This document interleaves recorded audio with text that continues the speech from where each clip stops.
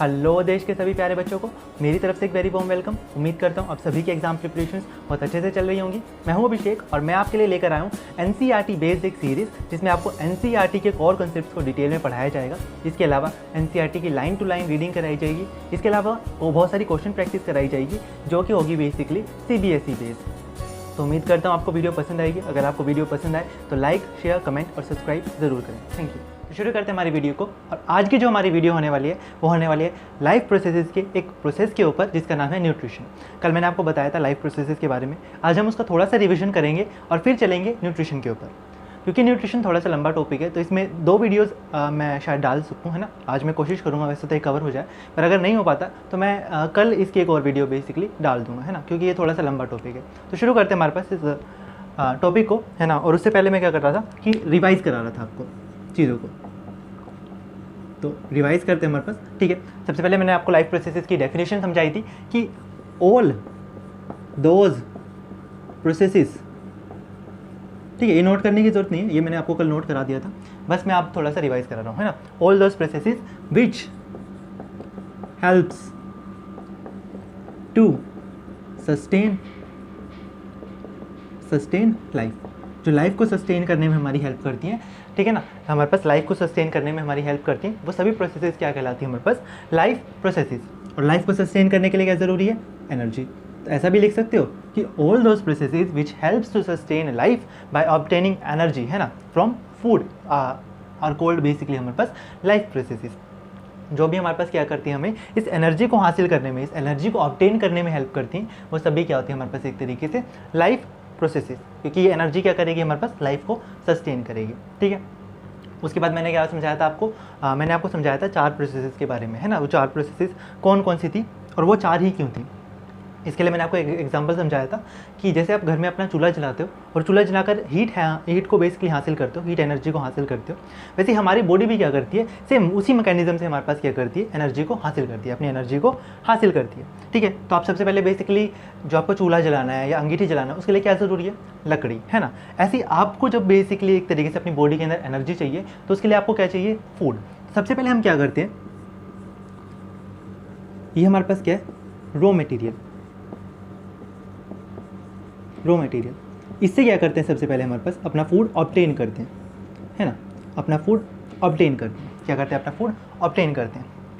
आग जलाने के लिए जैसे हमें लकड़ी चाहिए, वैसे ही हमारे पास एनर्जी को हासिल करने, हमारी बॉडी के अंदर एनर्जी को हासिल करने के लिए फूड चाहिए, और वो फूड किससे हासिल करते हैं, रॉ मटेरियल से। ऐसे हम क्या करते हैं, रॉ मटेरियल से फूड को हासिल करते हैं, ठीक है। फूड को क्या करते हैं हमारे पास, हासिल करते हैं। फिर मैंने क्या बताया था कि ये फूड फैक्ट्री के अंदर, अभी तो हमारे पास ये जो फ्यूल है हमारे पास, वुड है हमारे पास, ये तो फैक्ट्री के अंदर है। हमें आग जलानी है घर के अंदर, तो हम क्या करेंगे, इसे घर के अंदर लेकर आएंगे। ऐसी फूड का भी हम क्या करते हैं, हमारे पास जहाँ ये एब्जॉर्ब हुआ वहाँ से क्या करते हैं, हमारे पास फूड को कहाँ लेकर आते हैं, हमारे पास जिस ऑर्गन में इसकी ज़रूरत है वहाँ पर इसे लेकर आते हैं फूड को, ठीक है। फूड को हमारे पास क्या करते हैं, वहाँ लेकर आते हैं। तो रॉ मटेरियल से फूड को हमने सबसे पहले क्या करा, हासिल करा। इस प्रोसेस को क्या बोलते हैं, न्यूट्रिशन, ठीक है। जैसे हमने रॉ मटेरियल से हमारे पास फ्यूल को हासिल करा, है ना। पेड़ वाले केस में मैंने क्या करा, पेड़ से वुड को बनाया, फ्यूल को बनाया। ऐसे ही मैंने क्या करा, हमारे पास हमारी बॉडी के अंदर क्या होता है, रॉ मटेरियल से फूड बनता है। रॉ मटेरियल से क्या बनता है, हमारे पास फूड बनता है, या फिर रॉ मटेरियल से बोलो, या फिर हमारे पास कॉम्प्लेक्स बायोमोलिक्यूल्स, है ना, कॉम्प्लेक्स फूड बोलो। कॉम्प्लेक्स फूड भी एक तरीके से आपका रॉ मटेरियल ही हो जाएगा, ठीक है। प्लांट्स के केस में रॉ मटेरियल हमारे पास इनऑर्गेनिक सब्सटेंसेस हो जाते हैं। एनिमल्स के केस में रॉ मटेरियल हमारे पास ऑर्गेनिक कॉम्प्लेक्स सब्सटेंसेस हो जाते हैं, ठीक है ना। इसके बारे में समझेंगे अभी, आज न्यूट्रिशन पढ़ना है, इसके बारे में डिटेल में समझेंगे। अभी समझ लो कि रॉ मटेरियल है। रॉ मटेरियल से हमारी बॉडी में क्या करा जाता है, एब्जॉर्बेबल फूड, है ना, जो एब्जॉर्ब हो सकता है हमारी बॉडी के अंदर, ऐसा फूड बेसिकली हमारे पास बनाया जाता है। इस प्रोसेस को हम क्या बोलते हैं, न्यूट्रिशन। इस प्रोसेस को क्या बोलते हैं, न्यूट्रिशन। फिर इस फूड को हमारे पास क्या करा जाता है, ट्रांसपोर्ट करा जाता है, इसे बोलते हैं ट्रांसपोर्टेशन, ठीक है ना। फिर मैंने तीसरी प्रोसेस क्या बताई थी कि हमारे पास हम क्या करेंगे, इस लकड़ी को हमारे पास क्या कर देंगे, जला देंगे। लकड़ी को मैंने क्या कर दिया, जला दिया। इससे बेसिकली क्या निकल जाएगी, हमारे पास एनर्जी, इससे हमें एनर्जी मिल जाएगी। इस प्रोसेस को क्या बोलते हैं हमारे पास, रेस्पायरेशन। फूड से फिर क्या मिला मुझे, एनर्जी। इस प्रोसेस को मैंने क्या बोला, रेस्पायरेशन। फूड से एनर्जी निकालने की प्रोसेस को रेस्पायरेशन, ठीक है। फूड को ऑब्टेन करने की प्रोसेस को न्यूट्रिशन, फूड को हमारे पास एक तरीके से फूड को ऑब्टेन करने की प्रोसेस को हमने क्या बोल दिया, न्यूट्रिशन। फिर फूड को हमारे पास दूसरे ऑर्गन्स में ट्रांसपोर्ट करना है, ठीक है, क्योंकि हमारे पास डिफरेंट डिफरेंट ऑर्गन्स को ज़रूरत है, तो फूड को फिर हमें क्या करना पड़ेगा, डिफरेंट डिफरेंट ऑर्गन्स तक पहुंचाना पड़ेगा, उसे बोल दिया मैंने ट्रांसपोर्टेशन। फिर फूड से हम क्या करेंगे, एनर्जी निकालेंगे, उसे मैंने क्या बोल दिया, रेस्पिरेशन। फिर जो फूड को हमारे पास हमने एनर्जी निकाल दी, अब कुछ वेस्ट सब्सटेंस भी तो बचेगा, उस वेस्ट सब्सटेंस को हम क्या कर देंगे, रिमूव कर देंगे। जैसे यहाँ पर से मैंने जब जला दिया तो राख बची, इस राख को मैं क्या कर दूंगा, फेंक दूंगा। ऐसे हमारी बॉडी में भी जो वेस्ट सब्सटेंस बचते हैं एनर्जी को निकालने के बाद, उसे मुझे क्या करना पड़ेगा, एक्सक्रीट आउट करना पड़ेगा, है ना। तो जो हमारे पास चौथी प्रोसेस होती है वो कौन सी होती है, एक्सक्रीशन, ठीक है। चौथी प्रोसेस कौन सी होती है, एक्सक्रीशन। ये तीसरी हो गई, ये दूसरी हो गई और ये हमारे पास पहली हो गई, ठीक है। तो ये 4 प्रोसेसेस होती हैं जो हमारे पास क्या करती है, हमारे पास हमें इस एनर्जी को ऑब्टेन करने में हेल्प करती है ना, हमें इस एनर्जी को ऑब्टेन करने में हेल्प करती है। आई बात समझ। अब चलते हैं हमारे पास अगले टॉपिक के ऊपर जो कि है न्यूट्रिशन। ये था रिवीजन, अब समझते हैं हमारे पास न्यूट्रिशन के बारे में।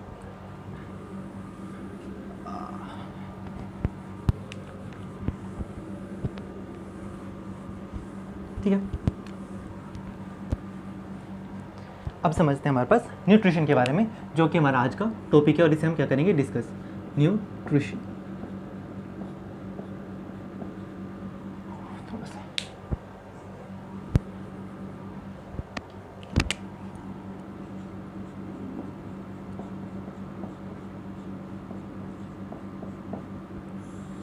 न्यूट्रिशन, आज हम इसे क्या करेंगे, एक तरीके से शुरू करते हैं। तो सबसे पहले न्यूट्रिशन होता क्या है, मैंने अभी अभी आपको समझाया कि फूड को ऑब्टेन करने की प्रोसेस को क्या बोलते हैं हमारे पास, न्यूट्रिशन। फूड को ऑब्टेन करने की प्रोसेस को क्या बोलते हैं हमारे पास, न्यूट्रिशन। तो the process by which organisms obtain and utilize food, है ना, ऑब्टेन करते हैं फूड को और उसे यूटिलाइज करते हैं फूड को, उसे क्या बोलते हैं, इज कॉल्ड हमारे पास न्यूट्रिशन। न्यूट्रिशन क्या होता है हमारे पास, फूड को ऑब्टेन करने की प्रोसेस को और फूड को यूटिलाइज करने की प्रोसेस को हम क्या बोलते हैं, न्यूट्रिशन। मेन तो होता है हमारे पास फूड को ऑब्टेन करने की प्रोसेस, ठीक है। और हाँ, मैं एक चीज़ बताना भूल गया कि कल ना मैंने गलती कर दी थी, मैंने कल गलती से लिख दिया था इनटेक, है ना। एक्चुअल में क्या था कि उससे पहले मैं एक लेक्चर ले रहा था मैक्रोफाजीज वाला, तो उसमें मैंने क्या लिख दिया था यहाँ पर, वहाँ पर मेरे को बेसिकली क्या करना था, मैं इनटेक शब्द का इस्तेमाल कर रहा था बार बार। तो वो था क्या कि कल मेरे दिमाग में बेसिकली वही शब्द घूम रहा था और यहाँ पर मैंने क्या करा कि ऑब्टेन की जगह यहाँ पर इनटेक लिख दिया, तो उसे चेंज कर लेना, है ना। मैंने आपको बार बार बता तो सही रहा था कि हासिल करना, लेकिन यहाँ मैंने शब्द गलत लिख दिया था, इनटेक लिख दिया था। इनटेक की जगह आपको क्या करना है, ऑब्टेन फूड करना है ना। तो न्यूट्रिशन क्या होता है हमारे पास, the process by which organisms obtain their food is called basically हमारे पास न्यूट्रिशन। जिस प्रोसेस से हमारे पास ऑर्गेनिजम्स अपने फूड को हासिल करते हैं, अपने फूड को ऑब्टेन करते हैं, उसे क्या बोलते हैं, न्यूट्रिशन। अब होता क्या है कि अर्थ के ऊपर ना बहुत सारे तरीके के हमारे पास ऑर्गेनिजम्स पाए जाते हैं और बहुत सारे ऑर्गेनिजम्स क्या क्या करते हैं हमारे पास, डिफरेंट तरीके से अपने फूड को हासिल करते हैं ना, डिफरेंट तरीके से हमारे पास फूड को हासिल करते हैं। तो वो कौन कौन से तरीके हैं जिससे हमारे पास ऑर्गेनिजम्स फूड को हासिल कर सकते हैं, कौन कौन से तरीके हैं, 2 मेन तरीके होते हैं जिससे हमारे पास फूड को हमारे पास ऑर्गेनिजम्स हासिल करते हैं, ठीक है। न्यूट्रिशन के हमारे पास 2 मेन तरीके होते हैं, फूड को ऑब्टेन करने के हमारे पास 2 मेन तरीके होते हैं, कौन कौन से। पहला होता है हमारे पास ऑटोट्रोफिक,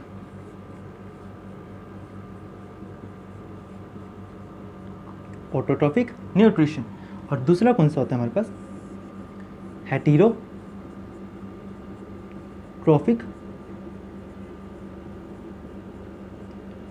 न्यूट्रिशन।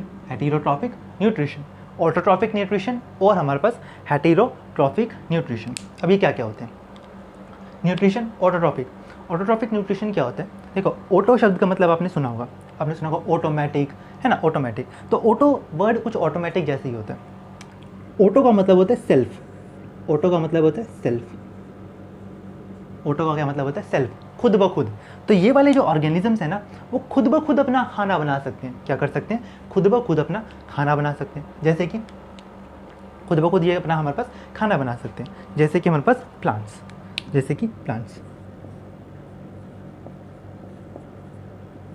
ठीक है।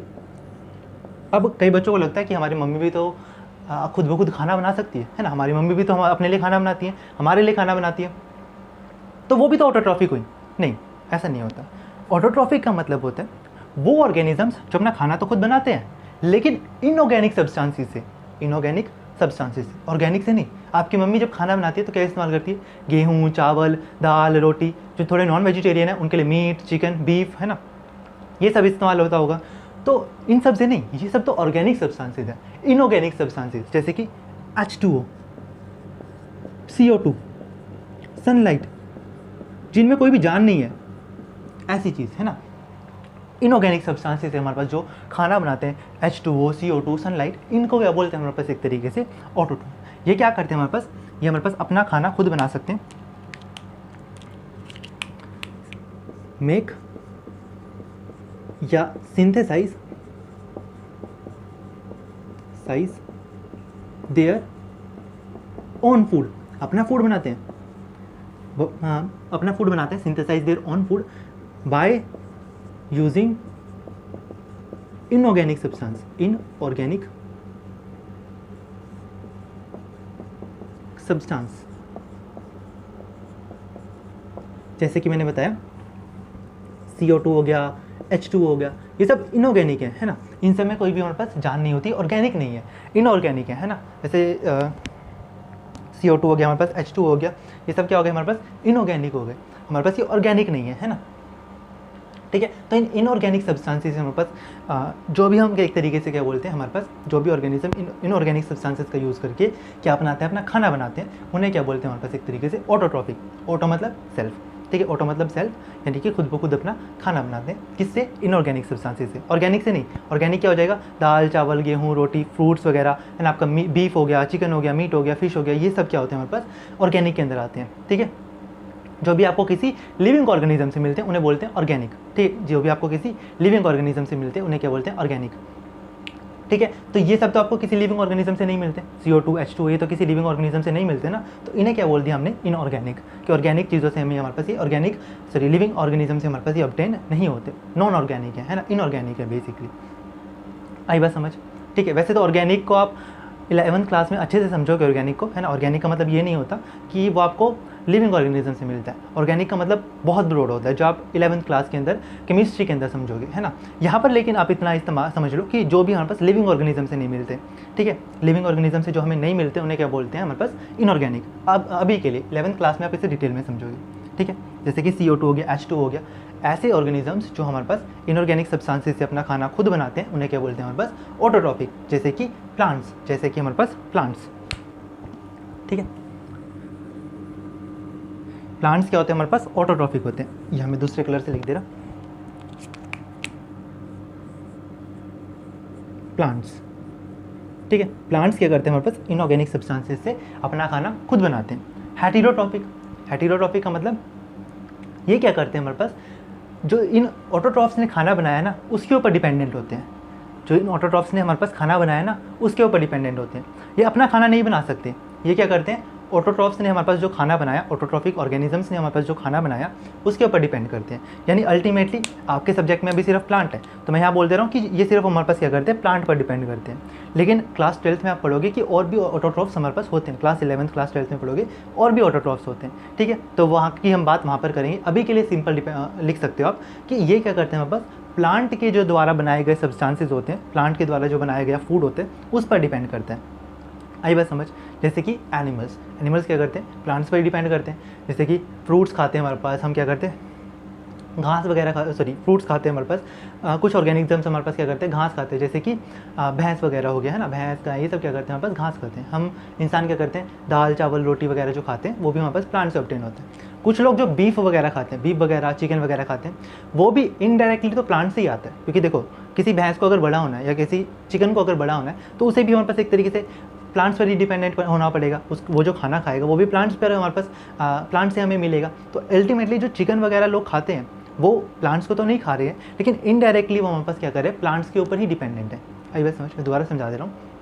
हेटेरोट्रॉफ्स क्या होते हैं? ये हमारे पास ऑटोट्रॉफ्स के ऊपर डिपेंड करते हैं। अभी के लिए तो मैंने यहाँ पर प्लांट्स लिखा है, तो इसलिए आप कह सकते हो कि प्लांट्स के ऊपर बेसिकली डिपेंड करते हैं। लेकिन क्लास 11th क्लास 12th में आप समझोगे कि ऑटोट्रॉफ्स और भी तरीके के हो सकते हैं, तब आपको पता लगेगा कि यहाँ पर हमारे पास सिर्फ प्लांट्स के ऑटोट्रॉफ्स नहीं होते, बहुत सारे तरीके के ऑटोट्रॉफ्स हो सकते हैं। आई बात समझ। तो हेटेरोट्रॉफ क्या करते हैं, हमारे पास ऑटोट्रॉफ्स पर डिपेंड करते हैं। किस पर डिपेंड करते हैं? ऑटोट्रॉफ्स पर अपना खाना हासिल करने के लिए।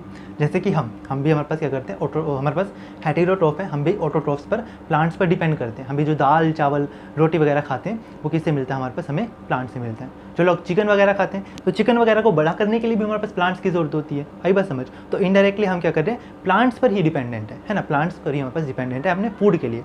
तो ऐसे ऑर्गेनिजम्स जो हमारे पास क्या करते हैं, ऑटोट्रॉफिक ऑर्गेनिजम्स पर डिपेंड करते हैं अपने फूड के लिए, जो अपना खाना खुद नहीं बना सकते, उन्हें क्या बोलते हैं हमारे पास, हेटेरोट्रॉफिक। तो ये क्या होता है हमारे पास, can not synthesize their own food. पहला तो पॉइंट ये हो गया। दूसरा क्या हो गया, depend on autotroph for food. Food के लिए किस पर डिपेंड करते हैं, ऑटोट्रॉफ पर, क्योंकि खुद तो खाना बना नहीं सकते, तो किसका खाना खाएंगे हमारे पास, ऑटोट्रॉफ्स का, क्योंकि ऑटोट्रॉफ्स अपना खाना बना सकते हैं। तो न्यूट्रिशन के लिए मैंने आपको क्या बताया कि न्यूट्रिशन हमारे पास क्या होता है, ऑर्गेनिजम्स होते हैं हमारे पास दो तरीके से अपना खाना हासिल कर सकते हैं। एक तो होता है हमारे पास ऑटोट्रॉफिक न्यूट्रिशन, दूसरा होता है हमारे पास हेटेरोट्रॉफिक। ऑटोट्रॉफिक का मतलब ये हमारे पास क्या कर सकते हैं, खुद ब खुद अपना खाना प्रिपेयर कर सकते हैं। जैसे कि प्लांट्स किससे हमारे पास प्रिपेयर करते हैं अपना खाना, इनऑर्गेनिक सब्सटेंसेस से। कुछ ऐसे ऑर्गेनिजम्स होते हैं जो हमारे पास अपना खाना खुद नहीं सिंथेसाइज कर सकते, किससे अपना खाना हासिल करते हैं, ऑटोट्रॉफ से, है ना। ऑटोट्रॉफ्स की जगह अभी प्लांट्स लिख सकते हो, लेकिन बाद में आपको क्या करना पड़ेगा, आपको पता लगेगा क्लास 11 12th में कि ऑटोट्रॉफ्स बहुत सारे तरीके के होते हैं, है ना। इसलिए मैंने यहाँ पर ऑटोट्रॉफ्स लिखा है, प्लांट्स नहीं लिखा। बाकी आप अपनी इस लेवल पर हमारे पास यहाँ पर प्लांट्स भी इस्तेमाल कर सकते हो, ठीक है, कोई दिक्कत वाली बात नहीं है। इतना समझ आया। Autotrophs, heterotrophs. ऑटोट्रॉफ्स अपना खाना खुद बना सकते हैं, हेटेरोट्रॉफ्स अपना खाना खुद नहीं बना सकते। आई बात समझ। अब सबसे पहले हम पढ़ेंगे ऑटोट्रॉफिक न्यूट्रिशन को, कि प्लांट्स अपना खाना कैसे सिंथेसाइज करते हैं, ठीक है, इसको पढ़ेंगे। तो शुरू करते हैं हमारे पास न्यूट्रिशन के। हमने न्यूट्रिशन पढ़ा, न्यूट्रिशन के अंदर एक और प्रोसेस है ऑटोट्रॉफिक न्यूट्रिशन, और हमारे पास दूसरी आई हमारे पास हेटेरोट्रॉफिक न्यूट्रिशन। सबसे पहले हम डिस्कस करेंगे ऑटोट्रॉफिक न्यूट्रिशन को। ऑटोट्रॉफिक न्यूट्रिशन, ठीक है, ऑटोट्रॉफिक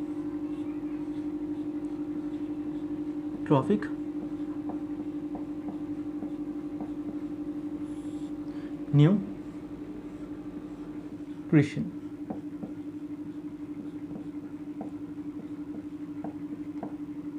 ऑटोट्रॉफिक हमारे पास न्यूट्रिशन। ऑटो का मतलब मैंने बताया सेल्फ, ये अपना खाना हमारे पास खुद सिंथेसाइज कर सकते हैं, जैसे कि प्लांट्स किससे करते हैं, इनऑर्गेनिक सब्सटेंसेस से। तो मैं दोबारा डेफिनेशन लिख देता हूँ।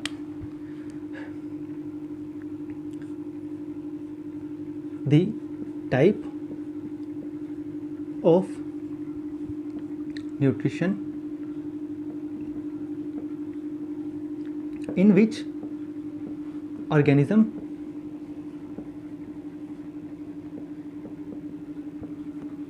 synthesize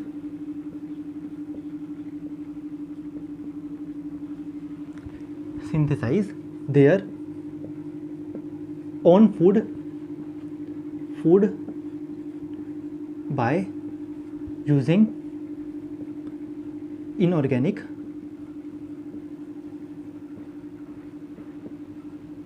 substances. इनऑर्गेनिक सब्सटेंसेस का यूज़ करके हमारे पास जो ऑर्गेनिजम्स खाना बनाते हैं उस टाइप के न्यूट्रिशन को हम क्या बोलते हैं, ऑटोट्रॉफिक न्यूट्रिशन। क्या बोलते हैं, ऑटोट्रॉफिक न्यूट्रिशन। और ऑटोट्रॉफ्स यानी कि ऐसे ऑर्गेनिजम्स जो हमारे पास ऑटोट्रॉफिक न्यूट्रिशन कर सकते हैं, यानी अपना खाना खुद बना सकते हैं, उन्हें बोलते हैं ऑटोट्रॉफ्स। क्या बोलते हैं, ऑटोट्रॉफ्स। और जो हमारे पास हेटेरोट्रॉफिक होते हैं ऑर्गेनिजम्स, उन्हें क्या बोलते हैं, हेटेरोट्रॉफ्स। तो ऐसे ऑटोट्रॉफ्स हमारे पास ऑटोट्रॉफ्स का जो बेसिकली यहाँ पास एग्जांपल होता है वो कौन होता है, हमारे पास प्लांट्स होता है। कौन होता है, प्लांट्स। तो ऑटोट्रॉफ्स में हमारे पास एग्जांपल हो गया वो कौन हो गया, प्लांट्स। ठीक है, मैंने आपको क्या बताया, जो ऑर्गेनिजम्स अपना फूड हमारे पास खुद बना सकते हैं, खुद सिंथेसाइज कर सकते हैं, उन्हें क्या बोलते हैं हमारे पास, एक तरीके से उन्हें क्या बोलते हैं, ऑटोट्रॉफिक उसे क्या बोलते हैं एक तरीके से ऑटोट्रॉफिक न्यूट्रिशन। ऐसी टाइप ऑफ न्यूट्रिशन जिसमें हम क्या कर सकते, जिसमें ऑर्गेनिज्म क्या करते हैं, अपना खाना खुद बनाते हैं, उन्हें क्या बोलते हैं, ऑटोट्रॉफिक न्यूट्रिशन। ऑटोट्रॉफिक न्यूट्रिशन कौन कर सकते हैं, प्लांट्स। ठीक है, तो प्लांट्स क्या कर सकते हैं, अपना खाना खुद बना सकते हैं। और प्लांट्स जिस प्रोसेस से अपना खाना हासिल करते हैं ना, जिस प्रोसेस से अपना खाना सिंथेसाइज करते हैं, उसे बोलते हैं फोटो सिंथेसिस। फोटोसिंथेसिस, ठीक है, क्या बोलते हैं हमारे पास, फोटोसिंथेसिस। प्लांट्स क्या होते हैं, ऑटोट्रॉफ, अपना खाना खुद बना सकते हैं। किस प्रोसेस से बनाते हैं हमारे पास, फोटोसिंथेसिस। फोटोसिंथेसिस। और इसे फोटोसिंथेसिस क्यों बोलते हैं हमारे पास, क्योंकि फोटो वर्ड का मतलब होता है सनलाइट। ठीक है, क्योंकि ये जो प्रोसेस होती है ना हमारे पास, इनका जो खाना बनता है वो सनलाइट के प्रेजेंस में ही बन सकता है। रात के टाइम इनका खाना नहीं बन सकता, क्योंकि रात के टाइम हमारे पास सनलाइट नहीं होती। दिन के टाइम में बन सकता है, क्योंकि दिन के टाइम सनलाइट होती है। ठीक है, इसलिए इसे क्या बोलते हैं हमारे पास, फोटोसिंथेसिस। इसीलिए इसे क्या बोलते हैं हमारे पास, फोटोसिंथेसिस। सनलाइट की प्रेजेंस में इनका खाना बन सकता है, सनलाइट के बिना इनका खाना नहीं बन सकता। ठीक है, दोबारा एक बार पढ़ते हैं, फिर इस फोटोसिंथेसिस को हमारे पास शुरू करते हैं। ऑटोट्रॉफिक न्यूट्रिशन क्या होता है, वो न्यूट्रिशन जिसमें ऑर्गेनिज्म अपना खाना खुद बना सकते हैं। किससे, इनऑर्गेनिक सब्सटेंसेस से। प्लांट भी अपना खाना खुद बना सकते हैं, किस प्रोसेस का यूज़ करके, हमारे पास फोटोसिंथेसिस। अब डिस्कस करते हैं हमारे पास फोटोसिंथेसिस को।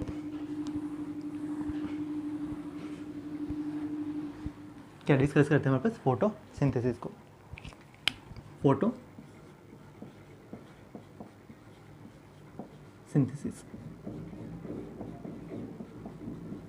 ठीक है, फोटोसिंथेसिस को अब हम डिस्कस करते हैं।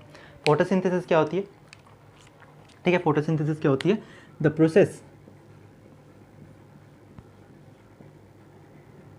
By which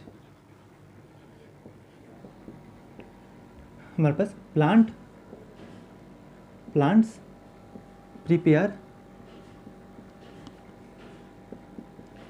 there food in presence of sunlight. ठीक है, प्लांट्स अपना खाना बनाते हैं किसकी प्रेजेंस में, सनलाइट की प्रेजेंस में। ठीक है, किसकी प्रेजेंस में, सनलाइट की प्रेजेंस में। मैंने वाले कहा था ना, ऑटोट्रॉफ्स का मतलब इनऑर्गेनिक सब्सटेंसेस से अपना खाना बनाना। तो प्लांट्स भी इनऑर्गेनिक सब्सटेंसेस से अपना खाना बना सकते हैं, लेकिन खाना कब बना सकते हैं, जब सनलाइट प्रेजेंट होगी। अगर सनलाइट प्रेजेंट नहीं होगी तो ये खाना नहीं बना सकते। इसीलिए इस प्रोसेस को क्या नाम दिया गया हमारे पास, फोटोसिंथेसिस। फोटोसिंथेसिस मतलब लाइट की प्रेजेंस में हमारे पास सिंथेसिस होना, फूड की सिंथेसिस होना। लाइट की प्रेजेंस में फूड की सिंथेसिस होना, फूड का बेसिकली यहाँ पास लाइट की प्रेजेंस में बनना, उसे क्या बोलते हैं, फोटोसिंथेसिस। और फूड कैसे बनता है हमारे पास, फूड कैसे बनता है हमारे पास, मैंने जो इनऑर्गेनिक सब्सटेंसेस बताए थे ना, उसी से फूड बनता है। ठीक है, तो कौन कौन से इनऑर्गेनिक सब्सटेंस से बनता है, CO2 से प्लस H2O, वाटर और CO2 कार्बन डाइऑक्साइड हमारे पास क्या करती है, कंबाइन करती है, और किसका फॉर्मेशन करती है हमारे पास, फूड का। किसका फॉर्मेशन करती है, फूड का। NCERT लिखती है हमारे पास कार्बोहाइड्रेट, कार्बोहाइड्रेट का। ठीक है, कुछ बुक्स लिखती हैं हमारे पास ग्लूकोज का, कुछ लिखते हैं हमारे पास स्टार्च का। ठीक है, तो ये तीनों ही शब्द हो सकते हैं, तीनों ही हमारे पास फूड की फॉर्म होती है। एक्चुअल में बनता है ग्लूकोज, जो कि कार्बोहाइड्रेट होता है, लेकिन ग्लूकोज फॉर्म हमारे पास स्टोर होता है स्टार्च की फॉर्म में। ग्लूकोज बनता है यहाँ पर, फूड जो मैंने लिखा ना, एक्चुअल में यहाँ पर हमारे पास ग्लूकोज बनता है। ये लिखा होगा आपकी बुक में हमारे पास C6H12O6। ठीक है, ये हमारे पास ग्लूकोज का फॉर्मूला होता है। ठीक है, किसका फॉर्मूला होता है, ग्लूकोज का। तो बनता तो हमारे पास ग्लूकोज है, लेकिन ये कभी भी स्टोर ग्लूकोज की फॉर्म में नहीं होता। ठीक है, आपकी बॉडी में जो खाना बनता है हमारे पास, आपकी बॉडी जो खाना डाइजेस्ट करती है हमारे पास, एब्जॉर्ब करती है, वो ऐसा तो नहीं है ना कि डायरेक्टली यूज़ हो जाता है, साथ के साथ यूज़ हो जाता है, वो स्टोर हो जाता है। और स्टोर किस फॉर्म में होता है हमारे पास, हमारी बॉडी में दूसरी फॉर्म में स्टोर होता है, जो कि हम बाद में पढ़ेंगे। यहाँ पर जो स्टोर होता है वो किसकी फॉर्म में होता है, स्टार्च की फॉर्म में। प्लांट्स के अंदर स्टार्च की फॉर्म में होता है, एनिमल्स के अंदर ग्लाइकोजन की फॉर्म में होता है। ठीक है ना, ग्लाइकोजन की फॉर्म में होता है। तो अभी हम प्लांट्स की बात कर रहे हैं, तो प्लांट्स पर फोकस करते हैं। फूड जो बनता है वो क्या होता है हमारे पास, ग्लूकोज, लेकिन स्टोर किसकी फॉर्म में होता है, स्टार्च की फॉर्म में। और इन दोनों को हम कॉम्बाइनली बोल सकते हैं कार्बोहाइड्रेट। तो यहाँ पर तीनों में से कुछ भी लिखा हो सकता है, ग्लूकोज भी लिखा हो सकता है, स्टार्च भी लिखा हो सकता है, कार्बोहाइड्रेट्स भी लिखा हो सकता है। इसके अलावा यहाँ पर क्या निकलती है हमारे पास, O2। क्या निकलती है हमारे पास, O2, ऑक्सीजन निकलती है ना। ऑक्सीजन हमारे पास इवॉल्व हो जाती है, ऐसे बोलते हैं इसे, ऐसे लिखते हैं हमारे पास, मतलब ये हमारे पास बाहर निकल गई। तो होता क्या, इनऑर्गेनिक सब्सटेंसेस से फूड कैसे बनता है, CO2 कंबाइन होता है H2O की प्रेजेंस में, क्या बनाता है हमारे पास, फूड प्लस ऑक्सीजन।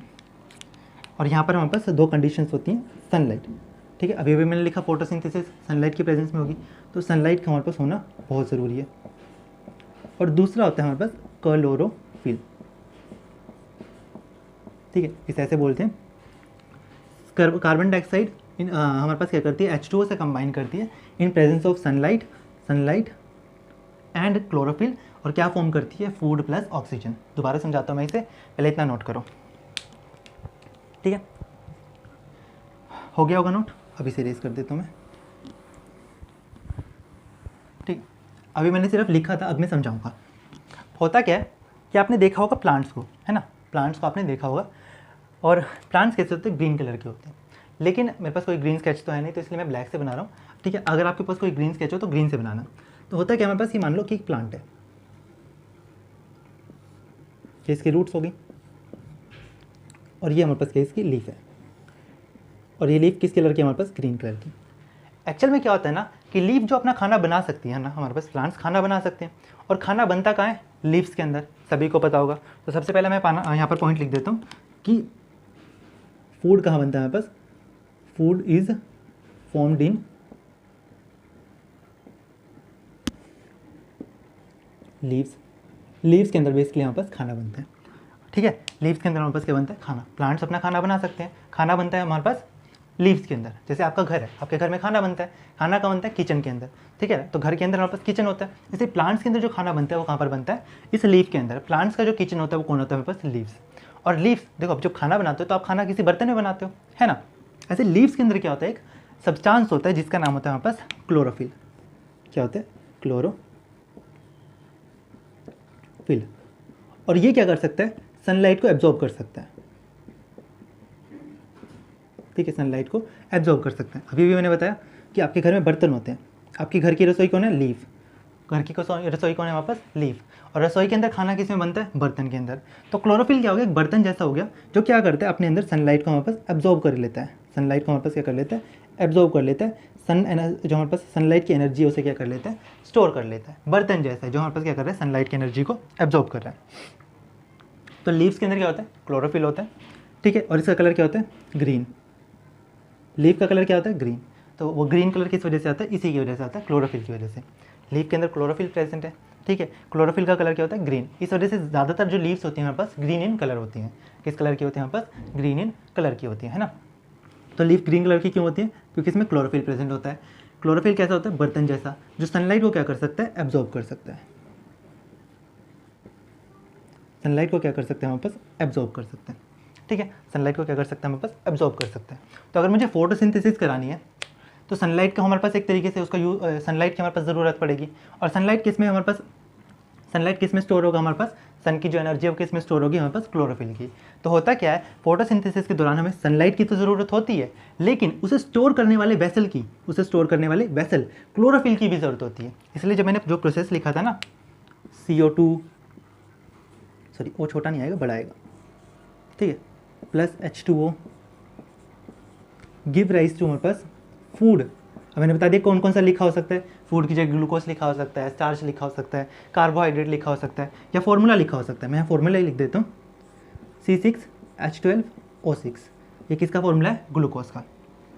और इसके साथ क्या निकलता है हमारे पास, O2 क्या हो जाता है हमारे पास, इवॉल्व हो जाता है, ठीक है। तो यहाँ पर मैंने क्या लिख दिया, ये इनऑर्गेनिक सब्सटेंसेस है जिनसे हमारे पास क्या बनता है, खाना बनता है, ग्लूकोज बनता है, और ऑक्सीजन यहाँ पर हमारे पास निकल जाती है। और यहाँ पर यूज़ क्या क्या होता है हमारे पास, सनलाइट। और सनलाइट को स्टोर करने के लिए किस वेसल की ज़रूरत होती है, सनलाइट की जो एनर्जी है उसे स्टोर करने के लिए किस वेसल की ज़रूरत होती है हमारे पास, क्लोरोफिल।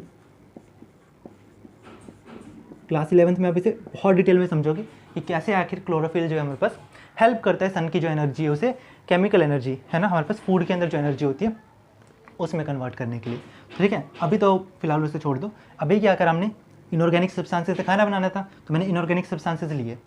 फोटोसिंथेसिस करनी है तो सनलाइट ली, सनलाइट किस में स्टोर होगी हमारे पास, क्लोरोफिल में। क्या बन गया, C6H12O6 यानी कि ग्लूकोज बन गया। और यहाँ पर से क्या इवॉल्व हो गया हमारे पास, ऑक्सीजन इवॉल्व हो गया। तो फोटोसिंथेसिस में होता क्या बेसिकली, ये एक स्टेप मैंने लिख दिया, ठीक है, एक स्टेप में मैंने इसकी रिएक्शन लिख दी। लेकिन एक्चुअल में होता क्या है, सबसे पहली बात हमारे पास फूड लीव्स के अंदर फॉर्म होता है, ठीक है ना। कैसे फॉर्म होता है उसकी मैं एक तरीके से आपको प्रोसेस बताऊंगा कि आखिर बेसिकली हमारे पास ये फूड फॉर्म कैसे होता है। ठीक है, इसे ऊपर लिख लो, यहाँ पर लिख लो साइड में पॉइंट बना के कि food is formed in leaves. Leaves में हमारे पास क्या होता है, फूड फॉर्म होता है, इसे लिख लेना साइड के अंदर। ठीक है, अब फूड बनता कैसे है, ऐसे तो बनता है, तो रिएक्शन होगी, बनता कैसे है, होता क्या है कि सबसे पहले हमारे पास रूट्स क्या करती हैं, पानी को यहाँ पर लेकर आती हैं। ठीक है, रूट्स क्या करते हैं, हमारे पास पानी को यहाँ पर लेकर आती हैं। ठीक है, पानी को हमारे पास क्या करती हैं, लेकर आती हैं। तो सबसे पहले क्या होता है कि वाटर क्या करता है, हमारे पास लीव्स के अंदर पहुँचता है। H2O कहाँ पहुँचता है हमारे पास, लीव्स के अंदर। कहाँ पहुँचता है हमारे पास, लीव्स के अंदर। कहाँ पहुँचता है हमारे पास, लीव्स के अंदर। और लीव्स के अंदर क्या है, क्लोरोफिल। क्लोरोफिल ने क्या कर रखा है, हमारे पास सनलाइट को एब्जॉर्ब कर रखा है। दूसरी चीज़ मैं लिख देता हूँ, पहला पॉइंट क्या होता है हमारे पास, roots carry water to leaves. Leaves तक हमारे पास वाटर को लेके जाएंगी रूट्स। ठीक है, H2O। रूट्स क्या करेंगे, वाटर को हमारे पास लीव्स तक लेकर जाएंगी। लीव्स में क्या बैठा हुआ हमारे पास, क्लोरोफिल। दूसरा पॉइंट क्या होता है, क्लोरोफिल प्रेजेंट इन लीव्स। क्या करेगा, क्लोरोफिल हमारे पास एक बर्तन जैसा है कि जो क्या कर रहा है, हमारे पास सनलाइट को स्टोर कर रहा है, सनलाइट की एनर्जी को स्टोर कर रहा है। तो यहाँ पर भी जो क्लोरोफिल हमारे पास लीव्स के अंदर प्रेजेंट होता है, वो क्या करते हैं, हमारे पास क्या कर लेते हैं एक तरीके से, chlorophyll present in leaves absorb sunlight या सन एनर्जी। सनलाइट लिख लो, सनलाइट या सन एनर्जी। और एब्जॉर्ब करके क्या करता है, हमारे पास इस H2O को ब्रेक कर देता है। क्या कर देता है, इस H2O को ब्रेक कर देता है। इसे बोलते हैं फोटोलाइसिस ऑफ वाटर। नहीं पढ़ना, मैंने सिर्फ नाम बताया है ना। क्लोरोफिल क्या करता है, लीव्स के अंदर प्रेजेंट होता है, ठीक है ना, सॉरी, लीव्स के अंदर प्रेजेंट होता है। वो क्या करता है, सनलाइट को एब्जॉर्ब कर देता है। ठीक है, तीसरा पॉइंट, जो जो एब्जॉर्ब करी हुई सनलाइट होती है वो किस में काम आती है, वाटर को तोड़ने में। ठीक है, absorbed sunlight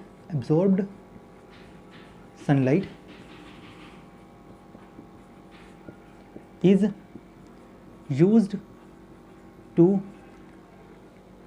break water. H2O को ब्रेक करने में हमारे पास ये सनलाइट हमारे पास क्या आती है, काम आती है। एक बार वाटर टूट गया तो फिर इसे कौन कंबाइन कर जाएगा, CO2। तो चौथा पॉइंट मैं यहाँ पर लिख ले रहा हूँ कि CO2 combine with water to form food या ग्लूकोज। ठीक है ना, मैं यहाँ पर ग्लूकोज लिख दे रहा हूँ। ग्लूकोज को फॉर्म करता है हमारे पास कौन, क्या बोलते हैं हमारे पास, CO2 H2O के साथ कंबाइन करते हैं। एब्जॉर्ब जो सबसे पहले क्या होता है हमारे पास, रूट्स वाटर को लेकर जाती हैं लीव्स तक। ठीक है, उस वाटर को कौन तोड़ता है, क्लोरोफिल के अंदर जो हमारे पास एब्जॉर्ब सनलाइट होती है वो उस वाटर को तोड़ देती है। ठीक है, मैंने लिख रखा है एब्जॉर्ब सनलाइट क्या कर देती है, वाटर को ब्रेक कर देती है। फिर उस पानी से कौन कंबाइन करता है हमारे पास, जो हमारे पास ब्रेक्ड वाटर है। ठीक है ना, एक्चुअली में ब्रेक्ड वाटर नहीं बोलना चाहिए, हमारे पास प्रोटॉन्स बोलना चाहिए, लेकिन अभी आपको नहीं पता यहाँ पर कि क्या मैकेनिज्म होता है, इसलिए मैं ब्रेक्ड वाटर लिख रहा हूँ, है ना। जो हमारे पास टूटा हुआ वाटर है, ब्रेक्ड वाटर है हमारे पास, वो क्या करता है हमारे पास CO2 के साथ कंबाइन करता है, क्या फॉर्म करता है, ग्लूकोज फॉर्म करता है। और पांचवा क्या होता है हमारे पास, ग्लूकोज फॉर्म हो गया, इसके साथ कौन निकल जाता है, oxygen. Oxygen is evolve. Oxygen क्या हो जाती है हमारे पास, वो हमारे पास बाहर निकल जाती है और उसे हम फिर क्या कर सकते हैं, यूज़ कर सकते हैं। हम ऑर्गेनिजम्स क्या कर सकते हैं, उसे यूज़ कर सकते हैं। तो ये होती है फोटोसिंथेसिस। सबसे पहले रूट से हमारे पास क्या जाएगा, पानी पत्तों के अंदर जाएगा। पत्तों के अंदर क्लोरोफिल है जिसने सनलाइट को हमारे पास स्टोर कर रखा है। वो वाली अब जो हमारे पास स्टोर्ड सनलाइट है या एब्जॉर्ब्ड सनलाइट है हमारे पास, क्या करती है हमारे पास, वाटर का फोटोलाइसिस कर देती है, वाटर को तोड़ देती है, ब्रेक कर देती है। उस ब्रेक वाटर से फिर कौन कंबाइन करते हैं, CO2 कंबाइन करते हैं, कार्बन डाइऑक्साइड कंबाइन करता है और क्या फॉर्म करते हैं, ग्लूकोज यानी कि C6H12O6। और फिर क्या हो जाता है हमारे पास, ऑक्सीजन हमारे पास इवॉल्व हो जाती है। इस तरीके से क्या होता है हमारे पास, फोटोसिंथेसिस होता है। इस तरीके से हमारे पास क्या होता है, हमारे पास प्लांट्स अपना खाना बनाते हैं। प्लांट्स क्या करते हैं, अपना खाना बनाते हैं। तो इसे एक बार नोट करो, फिर आगे बात करते हैं। ठीक है,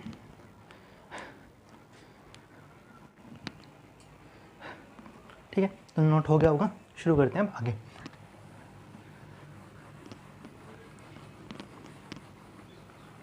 ठीक है, तो ये तो मैंने आपको प्रोसेस समझा दी।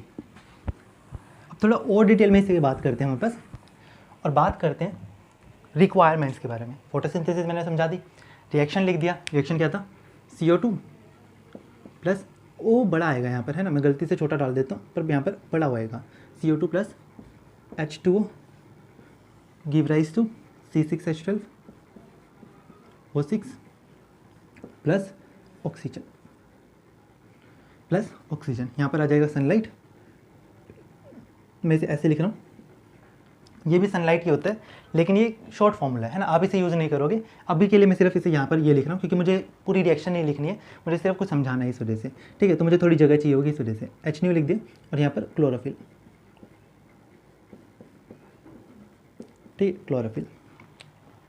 अब ये होती है अनबैलेंस्ड इक्वेशन, इसमें बैलेंस नहीं किया हुआ है ना, हो सकता है एग्जाम में आपको बैलेंस्ड इक्वेशन पूछ ले, तो आप क्या करोगे, इसे बैलेंस करोगे, ठीक है। तो मैं आपको बैलेंस करके दिखा देता हूँ, बैलेंस कैसे करते हैं। सबसे पहले हमारे पास क्या करो, देखो यहाँ पर कार्बन है, ऑक्सीजन है और हाइड्रोजन है, यानी हमें कार्बन को, ऑक्सीजन को और हाइड्रोजन को बैलेंस करना है। इस तरफ भी कार्बन, हाइड्रोजन और ऑक्सीजन है, उन्हें क्या करना है, हमें बैलेंस करना है। तो सबसे पहले हम देख लेते हैं कि कार्बन के कितने नंबर हैं। यहाँ पर हमें 6 चाहिए, यहाँ पर हमारे पास क्या है 1, यहाँ पर 6 चाहिए हमारे पास, यहाँ पर हमें क्या चाहिए 1। तो सबसे पहले इसे ही बैलेंस कर लेते हैं, है ना। जो सबसे छोटा नंबर होता है ना, जिसे हमें छोटा नंबर बैलेंस करना होता है, सबसे पहले उसे बैलेंस करते हैं। यहाँ पर क्या हो गया हमारे पास 1, यहाँ पर 6, यहाँ पर 2 और यहाँ पर हमें क्या चाहिए 12। तो सबसे पहले हम कार्बन को बैलेंस कर लेते हैं, या फिर हम हाइड्रोजन को भी बैलेंस कर सकते हैं, सेम ही पड़ेगा। तो मैं यहाँ पर क्या कर रहा हूँ, पहले कार्बन को बैलेंस कर रहा हूँ। यहाँ पर मेरे पास 1 कार्बन है, यहाँ पर 6 कार्बन है, ठीक है। इस साइड में मुझे 6 चाहिए होंगे, तो मैं क्या करूँगा, इसे 6 से मल्टीप्लाई कर दूँगा, 6 से क्या कर दूँगा, मल्टीप्लाई। बैलेंसिंग कैसे होती है, दोनों तरफ हमें एटम्स को सेम रखना पड़ता है।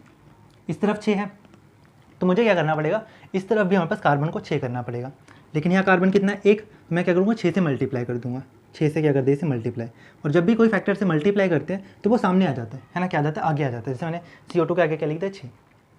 अब बात करते हैं H2O की, सॉरी हाँ H2O की। तो ये कितने हमारे पास H2O 2, इस साइड कितने हमारे पास, या फिर ऐसा करो ऑक्सीजन को बैलेंस करो, सबसे पहले ऑक्सीजन को बैलेंस करते हैं। H2O को ही करना पड़ेगा, कोई बात नहीं, H2O को कर लेते हैं। यहाँ पर 2 है, यहाँ पर कितने हमारे पास 12, यहाँ पर 2 है हमारे पास, यहाँ पर 12 है। इस साइड भी मुझे 12 करना पड़ेगा, तो इस साइड मैं किससे मल्टीप्लाई कर दूँ, 6 से। इस साइड किससे मल्टीप्लाई कर देता हूँ मैं, 6 से। तो कितने हो जाएंगे हमारे पास 12, किससे मल्टीप्लाई करा 6 से, तो यहाँ पर भी क्या आ जाएगा हमारे पास 6, यहाँ पर भी क्या आ जाएगा हमारे पास 6, ठीक है। कार्बन के कितने आइटम थे 1, यहाँ पर कितने थे 6। इस साइड में मुझे 6 चाहिए क्योंकि दोनों तरफ मुझे सेम ही करना पड़ेगा, तो 6 को मैं बेसिकली 1 से 6 कैसे बना सकता हूँ, 6 से मल्टीप्लाई करके, यहाँ मैंने मल्टीप्लाई कर दिया। H2 में मेरे पास 2 थे, यहाँ 12 चाहिए थे, तो यहाँ पर मैं 12 कैसे बना सकता हूँ, 6 से मल्टीप्लाई करके। तो मैंने 6 को बेसिकली यहाँ पास मल्टीप्लाई कर दिया और यहाँ पर क्या गया मेरा 6।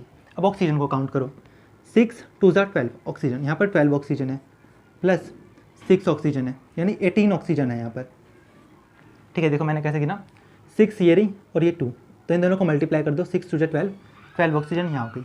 ये आपको जो हमारे पास बायोलॉजी का केमिस्ट्री का फर्स्ट चैप्टर होता है ना, उसमें बैलेंसिंग सिखाई जाती है। यहाँ पर अभी मैं सिर्फ थोड़ा जिसे आता है ना वो थोड़ा सा सीख लेके कैसे मैंने बैलेंस करा है, बाकी जिसे नहीं आता उसके लिए एक शॉर्ट ट्रिक है जो मैं समझा दूँगा, ठीक है। तो 6 2 12 यहाँ पर आ गए, 6 ऑक्सीजन यहाँ गए, 18 ऑक्सीजन यहाँ पर हो गए, यहाँ पर भी मुझे 18 करना है, तो 6 तो ये रहे।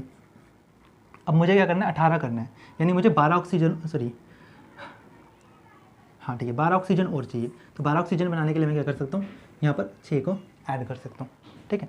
मुझे 12 ऑक्सीजन और चाहिए, तो 12 ऑक्सीजन मैं कैसे बना सकता हूँ, यहाँ पर इसे मैं 6 से मल्टीप्लाई कर देता हूँ, ठीक है ना। 6 से मल्टीप्लाई कर दिया 12, तो यहाँ पर हमारे पास क्या हो गया 18 ऑक्सीजन हो गई, ठीक है। तो ये बेसिकली मैंने क्या कर दिया, एक तरीके से बैलेंस कर दिया। तो यहाँ पर देख सकते हो हमारे पास कोफिशिएंट क्या हो गए 6 6 6, बस ग्लूकोज 1 रहता है, बाकी हमारे पास ये 6 रहता है, बाकी हमारे पास क्या रहते हैं, हमारे पास ये 6 रहते हैं, ठीक है। तो यानी कि हमारे पास फोटोसिंथेसिस का जो मैजिक नंबर है वो कौन सा है हमारे पास 6, मैजिक नंबर क्या है हमारे पास 6। पर दिक्कत कब आती है ना, सबसे पहले इसे याद करो कि हमारे पास मैजिक नंबर क्या हो गया 6। मैंने आपको बैलेंस करके भी दिखाया, जिसे थोड़ा बहुत समझ आया हो बैलेंसिंग का तो वो कर सकता है, जिससे नहीं आया हो तो जब हम फर्स्ट चैप्टर पढ़ेंगे तब उसमें हम क्या करेंगे, बैलेंसिंग के बारे में सीखेंगे, केमिस्ट्री के बारे में। अभी के लिए सिर्फ इतना याद रख लो कि मैजिक नंबर क्या होता है 6। 6 कार्बन डाइऑक्साइड, 6 हमारे पास वाटर से कंबाइन करते हैं, क्या फॉर्म करते हैं, 1 ग्लूकोज 6 ऑक्सीजन। यहाँ याद रखना बस ये एक होता है, ठीक है, ये हमेशा क्या होता है, एक होता है। अब दिक्कत क्या आती है हमारे पास कि इसकी एक और फॉर्म भी है ना, इसकी हमारे पास एक और फॉर्म भी है। एक और फॉर्म क्या है, CO2 plus H2O HNO chlorophyll.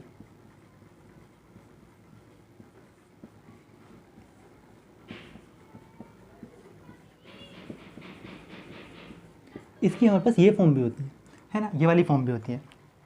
अब जिन बच्चों को बैलेंस करना आता है तो वो तो इसे भी बैलेंस कर सकते हैं, इसे भी बैलेंस कर सकते हैं, लेकिन जिसे नहीं आता ना तो वो क्या करता है, इस बैलेंसिंग में हमारे पास गड़बड़ करता है और क्या कर देता है, यहाँ पर मैजिक नंबर समझ के इसे भी 6 कर देता है, इसे भी 6 कर देता है, यहाँ पर 1 कर देता है क्योंकि इसे याद होता है, इसे भी 6 कर देता है, इसे भी 6 कर देता है, लेकिन ये गलत होता है। ठीक है, अब इसे सही करने के लिए क्या करना है आपने, हमारे पास बस यहाँ पर हमारे पास क्या कर दो, मैजिक नंबर 6 ही है, फोटोसिंथेसिस का मैजिक नंबर 6 ही है, यहाँ पर क्या कर दो, बस 6H2O और ऐड कर दो, 6H2O क्या कर दो और ऐड कर दो। अगर इस तरीके की इक्वेशन आ जाए जहाँ पर यहाँ पर H2O दे रखा हो तो यहाँ पर क्या कर दो, 6H2O और ऐड कर दो। दोबारा समझाता हूँ बैलेंसिंग कैसे करी मैंने। ये वाली इक्वेशन मैंने आपको बैलेंस करना सिखा दिया, मैजिक नंबर 6 6 6 6, लेकिन कई बार क्या कर देता है हमारे पास, वो इस तरफ भी H2O दे देता है, इस तरफ भी H2O दे देता है। इस वाली इक्वेशन को कैसे बैलेंस करोगे, पहले तो हमारे पास जहाँ जहाँ यहाँ पर 1 छोड़कर बाकी सब जगह 6 लगा दोगे, यहाँ पर 1 छोड़कर ग्लूकोज में 1 छोड़कर, यहाँ पर भी ग्लूकोज में 1 छोड़ना है, यहाँ पर भी ग्लूकोज के आगे हमारे पास 1 लगाना है, बाकी जगह क्या कर दोगे, हमारे पास 6 6 6 ऐड कर दोगे और फिर क्या करोगे, हमारे पास यहाँ पर 6H2O और ऐड कर दोगे, 6H2O और ऐड कर दोगे। तो एक ऐसी इक्वेशन बन जाएगी 6CO2 प्लस 6H2O ये हो गए, 6H2O ये हो गए, 12H2O गिव राइज टू हमारे पास एक C6H12O6 plus 6H2O plus 6O2। वैसे तो सही इक्वेशन ये है, पर शायद एनसीईआरटी में ना आपका ये वाला इक्वेशन दे रखा है ना, शायद एनसीईआरटी में देख लेना कौन सा दे रखा है, जो एनसीईआरटी में दे रखा है ना आपको वही याद रखना है। 2 फॉर्म होती है वैसे तो हमारे पास, करेक्ट वाली तो ये होती है, ठीक है, करेक्ट वाली तो हमारे पास ये होती है, पर शायद एनसीईआरटी में ये वाला दे रखा है। अगर एनसीईआरटी में ये वाली दे रखी है या ये वाली दे रखी है, आपको सिर्फ वही याद करनी है जो एनसीईआरटी में दे रखी है ना। इन दोनों में से आपको जो भी एनसीईआरटी में दे रखी है उसके कोफिशिएंट याद रखना। अगर ये दे रखी है तो आप याद रखोगे मैजिक नंबर क्या है, 6 6 और 6, बस ग्लूकोज में हमारे पास क्या आएगा, 1 आएगा। अगर ये वाली इक्वेशन दे रखी है तो कैसे याद रखोगे, मैजिक नंबर तो अभी भी 6 है, ग्लूकोज को छोड़ के बाकी जगह हमारे पास 6 6 6 ऐड कर दो, लेकिन यहाँ पर क्या करना है आपको, 6H2O और ऐड कर देना है एक्स्ट्रा, ठीक है। उससे इक्वेशन क्या बन जाएगी हमारे पास, ये वाली इक्वेशन, उससे इक्वेशन क्या बन जाएगी, ये 6CO2 6 + 6 12H2O और यहाँ पर सेम उतार देना, ठीक है। सही वाली कौन सी होती है, मैंने बता दिया, ये वाली इक्वेशन सही होती है, बैलेंस इक्वेशन। ये वाली क्या होती है हमारे पास, एक तरीके से इसमें हमारे पास ये H2O मिसिंग होते हैं, थोड़े से H2O मिसिंग होते हैं, जिनकी हमें एक तरीके से इसमें रिक्वायरमेंट तो होती है। तो सही वाली तो मैंने बता दिया आपको ये होती है। अगर एनसीईआरटी में ये दे रखी है तो इसके कोफिशिएंट याद रखना 6 6 6 6 6 6 6, ठीक है ना, 6 6 6 1 6 6। और अगर ये वाली दे रखी है तो इसके हमारे पास कोफिशिएंट याद रखना। मैंने आपको समझा दिया कैसे याद रख सकते हो, सिर्फ ग्लूकोज को छोड़ के सबसे पहले सबकी तरफ 6, फिर हमारे पास क्या कर दो, इस वाली इक्वेशन में 6H2O और ऐड कर दो। अगर इस तरफ भी H2O दे रखें, इस तरफ भी H2O दे रखें, तो हमें क्या करना है, बस इस तरफ 6H2O और ऐड करना है। आई बात समझ। अगर इस तरफ H2O नहीं दे रखे तो कोई H2O ऐड करने की, यहाँ पास वाटर ऐड करने की जरूरत नहीं है। बस अगर इस तरफ हमारे पास H2O है, इस तरफ भी H2O है, तो क्या करोगे, यहाँ पर 6H2O ऐड कर दोगे। ये बैलेंस इक्वेशन होती है, ठीक है।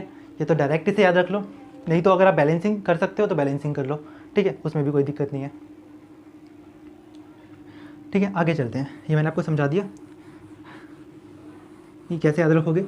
फोटोसिंथेसिस की 2 फॉर्म होती हैं, जो भी एनसीईआरटी में आपको दे रखी हो वो याद रख लेना, उसके कोफिशिएंट याद रखना सिर्फ, है ना। उसके कोफिशिएंट हो सकता है वह एग्जाम में आपको 1 नंबर के अंदर पूछ ले, ठीक है। मैजिक नंबर मैंने बताया 6 6 6, ग्लूकोज को छोड़ के बाकी जगह 6 ऐड कर दो। दूसरी वाली भी है तो ग्लूकोज को छोड़ के हमारे पास 6 ऐड कर दो। फिर देखो कि इस तरफ हमारे पास H2O तो नहीं दे रखा, अगर इस तरफ H2O दे रखा है तो यहाँ पर 6H2O और ऐड कर दो। आई बात समझ। अगर नहीं दे रखा उस तरफ H2O तो कोई ज़रूरत नहीं है H2O ऐड करने की। आई बात समझ। और मैजिक नंबर क्या हमारे पास 6, ग्लूकोज को छोड़ के हर किसी का मैजिक नंबर क्या हमारे पास 6, ठीक है। फिर से एक और बार मैं लिख देता हूँ हमारे पास जो मेरी इक्वेशंस थी, CO2 + H2O प्लस हमारे पास ग्लूकोज प्लस O2। मैंने क्या बताया, ग्लूकोज को हमारे पास 1 नंबर देना है, बाकियों को हमारे पास 6 देना है, ठीक है, ये देना है। अगर यहाँ पर H2O दे रखा है तो क्या करोगे, इसे तो 6 नंबर दे दोगे, पर यहाँ पर 6H2O और ऐड कर दोगे, ठीक है। इससे क्या इक्वेशन बन जाएगी, CO2 6 प्लस 6 + 6 12, ठीक है। और आगे आपकी जो हमारे पास इक्वेशन है ये एक C6H12 plus 6O2 plus H2O, ठीक है। एनसीईआरटी में जो भी दे रखी है उसको हमारे पास याद रखना, सिर्फ उसी को याद रखना है, ठीक है। आगे चलते हैं हमारे पास, मैंने आपको बता दिया इस इक्वेशन के बारे में। और अब बात करते हैं यहाँ पर इसकी रिक्वायरमेंट्स के बारे में, ठीक है। तो फोटोसिंथेसिस में होता क्या है, CO2 होता है, H2 होता है, C6H12O6 होता है, प्लस O2 होता है।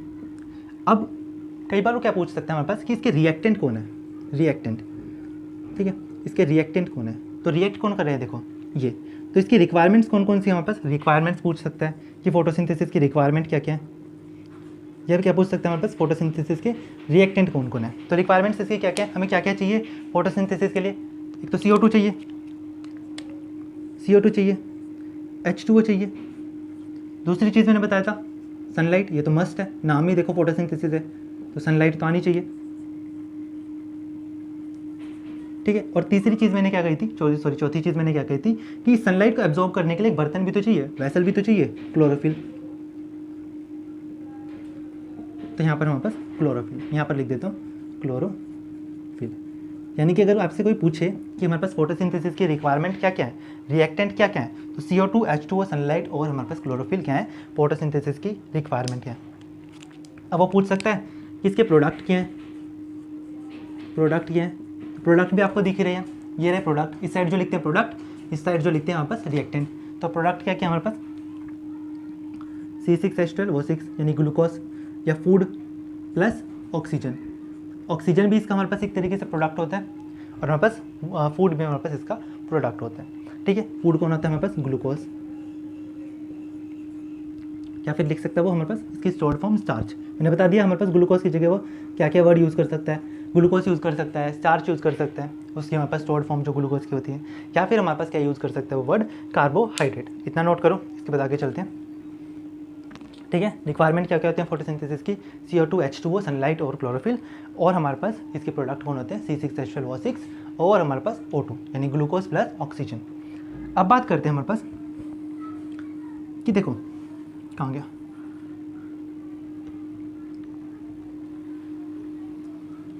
ठीक है। अब बात करते हैं कि हमारे पास आते कहाँ से हैं, ठीक है, ठीक है। मैंने बताया कि प्लांट्स जो हमारे पास अपना खाना बनाएंगे, खाने के लिए उन्हें इनऑर्गेनिक सब्सटेंस चाहिए, लेकिन ये इनऑर्गेनिक सब्सटेंस आ कहाँ से रहे हैं, लीफ के अंदर, है ना। लीफ के अंदर जो हमारे पास इन इनऑर्गेनिक सब्सटेंसेस को हमारे पास एक तरीके से लाकर डालने वाली जो चीज़ है वो है कौन, मतलब मैं क्या कह रहा हूँ कि आपके घर में हमारे पास क्या है, खाना बनने वाला है ना, खाना बनने वाला है, खाना कैसे बनेगा, सब्जियों से। ऐसे यहाँ पर हमारे पास खाना बनने वाला है, खाना किससे बनेगा, इनऑर्गेनिक चीज़ों से, इनऑर्गेनिक चीज़ों से, है ना, चीज़ों से हमारे पास, ठीक है, इनऑर्गेनिक चीज़ों से। तो यहाँ पर जो आपकी सब्जियाँ लाकर दे रहा है आपके घर के अंदर, वो कौन लाकर दे रहा है, आपका फादर, है ना, आपके फादर। ऐसे ही यहाँ पर जो हमारे पास ये इनऑर्गेनिक चीज़ें लाकर दे रहा है वो कौन है, कौन कौन हमारे पास इन इनऑर्गेनिक चीज़ों को लाकर दे रहा है, जिससे हमारे पास जो लीफ है वो अपना खाना हमारे पास बना सकती है, उसके बारे में डिस्कस करते हैं, है ना, कि हमारे पास इनऑर्गेनिक चीज़ों को प्रोवाइड करने वाली चीज़ कौन है, ये आ कैसे रही है हमारे पास लीफ के अंदर। खाना बनाने के लिए ज़रूरत तो है ना कि सारी चीज़ें हमारे पास एक तरीके से किचन के अंदर पहुँचे। हमारे पास अगर हमें खाना बनाना है तो सब्जियाँ, जो हमारे पास वाटर है, या खाना बनाने के लिए जो जो चीज़ें हैं वो रसोई में होनी भी चाहिए। लीफ के अंदर ये सब चीज़ें हमारे पास लेकर कौन आ रहा है, लीफ के अंदर ये सब चीज़ें प्रेजेंट तो है, लेकिन आ कहाँ से रही हैं, है ना, उसके बारे में डिस्कस करते हैं। तो वाटर के बारे में तो मैंने आपको बता दिया, वाटर कैसे आता है, वाटर को कौन लेकर आता है, ये प्लांट है। वाटर को कौन लेकर आता है, रूट्स। सभी को पता है हमारे पास कि प्लांट्स के अंदर जो वाटर लेकर आने वाली चीज़ है वो कौन है, रूट्स।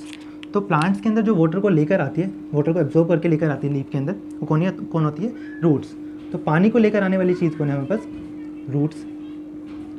सनलाइट तो डायरेक्ट फॉल होती है, सनलाइट तो हमारे पास डायरेक्ट लीफ के ऊपर फॉल होती है, तो इसे लेकर आने वाली तो कोई चीज़ है नहीं, ठीक है। सनलाइट को हमारे पास डायरेक्ट, हमारे पास सनलाइट क्या होती है, लीव्स के ऊपर गिरती है। क्लोरोफिल पहले से ही किचन के अंदर प्रेजेंट है, बर्तन तो पहले से ही किचन के अंदर प्रेजेंट है। सनलाइट कौन लेकर आ रहा है हमारे पास, वो खुद ब खुद हमारे पास लीफ के ऊपर गिर रही है। वाटर को कौन लेकर आया हमारे पास, रूट्स। CO2 को कौन लेकर आया, CO2 को हमारे पास कौन लेकर आया। तो होता क्या है ना कि लीफ के अंदर ना यहाँ पर छोटे छोटे गेट्स होते हैं, छोटे छोटे गेट्स होते हैं, जैसे आपकी रसोई के अंदर छोटे छोटे रसोई के अंदर आपके गेट्स होते हैं हमारे पास, ठीक है, जिनके थ्रू इंसान आते हैं और इंसान हमारे पास जाते हैं। ऐसे ही हमारे पास क्या होता है कि लीव्स के अंदर भी छोटे छोटे गेट्स होते हैं, इन्हें क्या बोलते हैं हमारे पास, स्टोमेटा। स्टोमेटा, ये स्टोमेटा क्या करते हैं हमारे पास, CO2 को बाहर भेजने में CO2 को हमारे पास अंदर लाने में हमारे पास क्या करते हैं, हेल्प करते हैं। तो CO2 को कौन लेकर आता है हमारे पास, स्टोमेटा। वाटर को कौन लेकर आता है हमारे पास, रूट्स। CO2 को कौन लेकर आता है हमारे पास, स्टोमेटा। लीफ के अंदर छोटे छोटे गेट्स होते हैं जो क्या करते हैं हमारे पास CO2 को अंदर लेकर आते हैं और ऑक्सीजन को बाहर भेज देते हैं, है ना। इन गेट से हमारे पास कुछ इंसान अंदर आते हैं, जो काम के इंसान है वो अंदर आते हैं, और जो बेसिकली यहाँ पास बेकार के इंसान है वो क्या करते हैं, बाहर जाते हैं। ऐसे CO2 हमारे काम का है, रिक्वायर्ड है ये तो अंदर आ जाएगा, और ऑक्सीजन क्या कर जाएगा हमारे पास, इस गेट से बाहर चला जाएगा। ऑक्सीजन क्या कर जाएगा, बाहर चला जाएगा, CO2 अंदर आ जाएगा। तो ये गेट क्या कर रहा है हमारे पास, गैसेज को एक्सचेंज करने में हेल्प कर रहा है। CO2 भी गैस है, ऑक्सीजन भी गैस है। तो ये जो गेट है जिसे हमने स्टोमेटा बोला, ये क्या कर रहा है, गैसियस एक्सचेंज में हेल्प कर रहा है। ठीक है, गैसियस एक्सचेंज में हेल्प कर रहा है। ठीक है, तो अगला हम जो टॉपिक शुरू करेंगे वो स्टोमेटा के बारे में पढ़ाऊंगा। पहले इसको दोबारा से एक बार पढ़ लेते हैं कि रिक्वायरमेंट्स क्या क्या है। Chlorophyll, CO2, H2O, sunlight. कैसे कैसे हमारे पास लीफ के अंदर पहुंचती है, H2O पहुंचता है रूट से, CO2 पहुंचता है स्टोमेटा से, सनलाइट डायरेक्ट फॉल होती है लीफ के ऊपर, क्लोरोफिल पहले से प्रेजेंट होता है। प्रोडक्ट्स, फूड और हमारे पास ऑक्सीजन। फूड तो यूज़ हो जाता है प्लांट्स के द्वारा, और जो हमारे पास ऑक्सीजन है वो किससे निकल जाती है, बाहर, स्टोमेटा के थ्रू। यानी CO2 क्या होती है हमारे पास, अंदर आती है स्टोमेटा के थ्रू, ऑक्सीजन क्या कर रही है, बाहर जा रही है। ठीक है, CO2 क्या आ रही है हमारे पास, अंदर आ रही है स्टोमेटा के थ्रू, और ऑक्सीजन को बाहर कौन लेके जा रहा है, स्टोमेटा। आई बात समझ। अब बात करते हैं हमारे पास स्टोमेटा के बारे में। जो गेट्स हैं हमारे पास, इनके बारे में बात करते हैं। स्टोमेटा के बारे में हम थोड़ी सी बात कर लेते हैं कि स्टोमेटा क्या चीज़ होती है।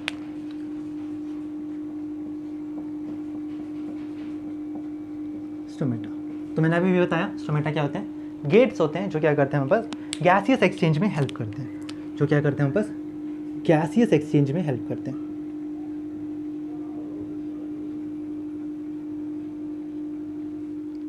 ठीक, गैसियस एक्सचेंज में हेल्प करते हैं।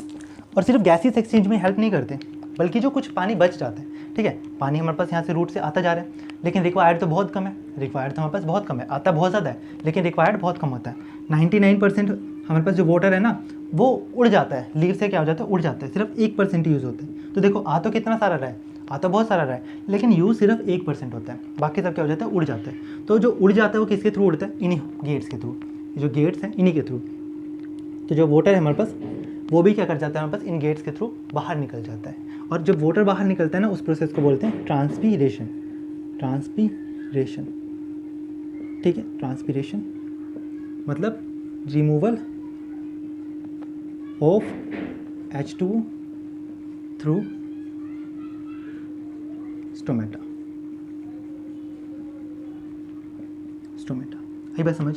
तो स्टोमेटा किस किस चीज़ में हेल्प कर रहा है, इसके फंक्शन अगर पूछ ले कोई, है एग्जाम में ऐसा क्वेश्चन है कि स्टोमेटा के मुझे फंक्शन बताओ, तो स्टोमेटा के फंक्शन क्या क्या होते हैं, गैसेस एक्सचेंज में हेल्प करता है। दूसरी चीज़ ट्रांसपीरेशन, यानी कि हमारे पास क्या कर रहा है, रिमूवल ऑफ वाटर में भी हमारे पास क्या करता है, हेल्प करता है। ट्रांसपीरेशन यानी हमारे पास रिमूवल ऑफ वाटर में भी हेल्प करता है, गैसियस एक्सचेंज में भी हमारे पास हेल्प करता है। आई बात समझ। ये क्या है इसके फंक्शंस।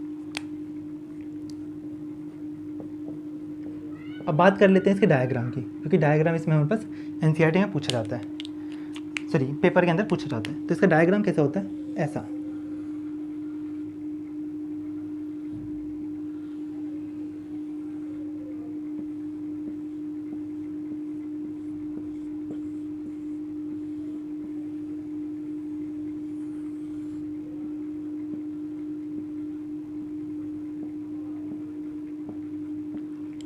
ये होता है हमारे पास स्टोमेटा। क्या होता है हमारे पास, स्टोमेटा।